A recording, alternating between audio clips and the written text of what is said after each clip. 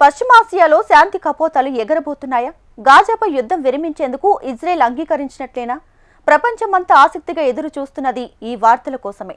యుద్ధాన్ని విరమించే దిశగా అమెరికా అధ్యక్షుడు డొనాల్డ్ ట్రంప్ తెచ్చిన ఒత్తిడులు ఫలించాయి. ఆయన సూచించిన ఫార్ములాకు అంగీకరించిన ఇజ్రాయెల్ ప్రధాని నెతన్యాహు సంక్షోభానికి తెరదించేందుకు అంగీకరించారు. అయితే హమాస్ స్పందన ప్రకారమే అంటూ మెలికపెట్టారు. ఖతార్పై దాడి చేసినందుకు క్షమాపణ కూడా చెప్పారు. ఈ పరిణామాలను భారత ప్రధాని మోదీ సహా ప్రపంచ దేశాల నాయకులు స్వాగతించారు. గాజా సంక్షోభానికి తెరదించే క్రమంలో అమెరికా ప్రతిపాదనకు ఇజ్రాయెల్ ఎట్టకేలకు అంగీకారం తెలిపింది. వైట్ హౌస్ వేదికగా అమెరికా అధ్యక్షుడు డొనాల్డ్ ట్రంప్తో ఇజ్రాయెల్ అధ్యక్షుడు బెంజమిన్ నెతన్యాహు తాజా పరిణామాలపై సుదీర్ఘంగా చర్చలు జరిపారు. గాజాలో యుద్ధం ముగింపుకు అమెరికాలో సూచించిన 21 సూత్రాల శాంతి ఫార్ములాకు నెతన్యాహు దాదాపు అంగీకరించారు. ఇటీవల ఖతార్పై ఇజ్రాయెల్ దాడులపై ప్రపంచవ్యాప్తంగా తీవ్ర నిరసనలు వ్యక్తమైన నేపథ్యంలో ఆయన దిగొచ్చారు. ఇటీవల ఖతార్ మీద దాడి చేసినందుకు విచారం వ్యక్తం చేశారు.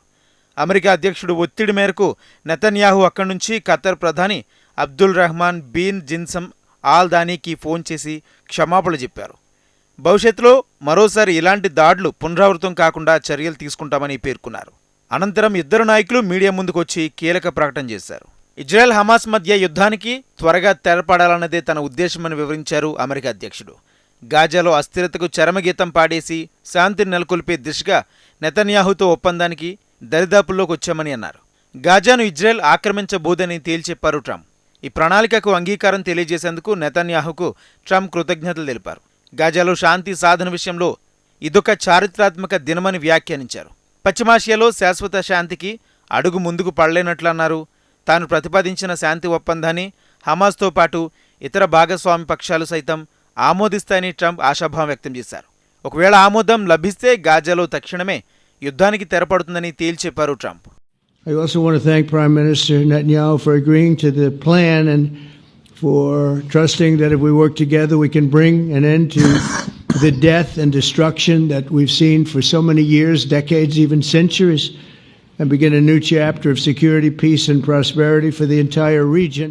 నెతన్యాహు మాట్లాడుతూ గాజా విషయంలో దీర్ఘకాల పరిష్కారానికి తాము కట్టుబడి ఉన్నట్లు స్పష్టం చేశారు. యుద్ధాన్ని ముగించడమే కాదు పశ్చిమాసియాలో శాంతి నెలకొల్పేందుకు ఏర్పాట్లు జరగాలని కోరుకున్నట్లు తెలిపారు. అయితే హమాస్ నుంచి మళ్లీ ఇజ్రాయెల్కు ముప్పు ఉండకూడదు. ఒప్పందంలో తొలి ఘట్టంగా గాజా నుంచి బలగాలు దశల వారీగా ఉపసంహరణ ఉంటుంది. వెంటనే 42 గంటల్లో బందీలను విడుదల చేయాలి. ఆ తర్వాత అంతర్జాతీయ పాలకవర్గం ఏర్పాటు కావాలి. హమాస్ ఆయుధాలను వదిలేయాలి. గాజాను నిరాయుధీకరణ చేయాలి. అంతర్జాతీయ పాలకవర్గం విజయవంతమైతే యుద్ధాన్ని శాశ్వతంగా ముగిస్తాం.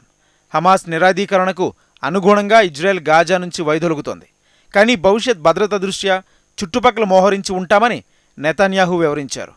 I support your plan to end the war in Gaza, which achieves our war aims. It will bring back to Israel all our hostages, dismantle Hamas's military capabilities, end its political rule, and ensure that Gaza never again poses a threat to Israel. అయితే Hamas ఈ ప్రతిపాదనకు అంగీకరిస్తుందో లేదో అన్న అనుమానాన్ని వారు వ్యక్తం చేశారు. Donald Trump Netanyahu ఒకవైపు శాంతి అంటూనే మరోవైపు తీవ్ర హెచ్చరికలు జారీ చేశారు. తాము ప్రతిపాదించిన శాంతి ఒప్పందాన్ని హమాస్ అంగీకరించాల్సిన ధోరణిలో మాట్లాడారు. హమాస్ గనికి ఈ డీల్ ఒప్పుకోకపోతే వారిని తుదిముట్టించేందుకు ఇజ్రాయెల్కు నా పూర్తి మద్దతు ఉంటుంది. ఇది నా తుది హెచ్చరిక, మరొకటి ఉండదు అని ట్రంప్ ప్రకటించారు. మరోవైపు ఈ ఒప్పందం అమలు సులభ మార్గంలో అయినా కఠిన మార్గంలో అయినా అమలయ్యే తీరుతుంది అంటూ హమాస్కు హెచ్చరికలు జారీ చేశారు.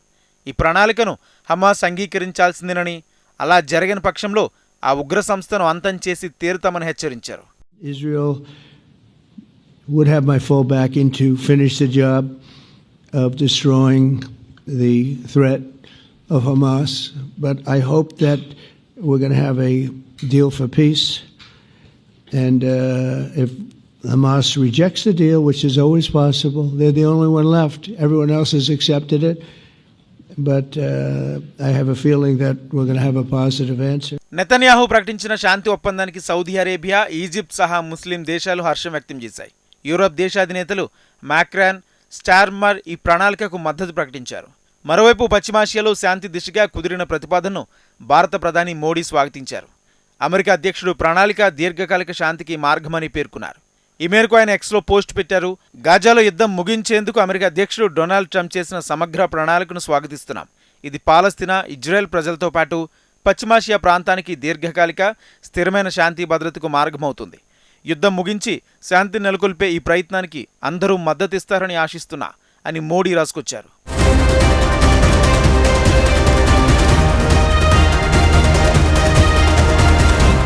2023 అక్టోబర్ 7న ఇజ్రాయెల్పై హమాస్ ఉగ్రవాదులు మెరుపు దాడులు చేయడం తెలిసిందే.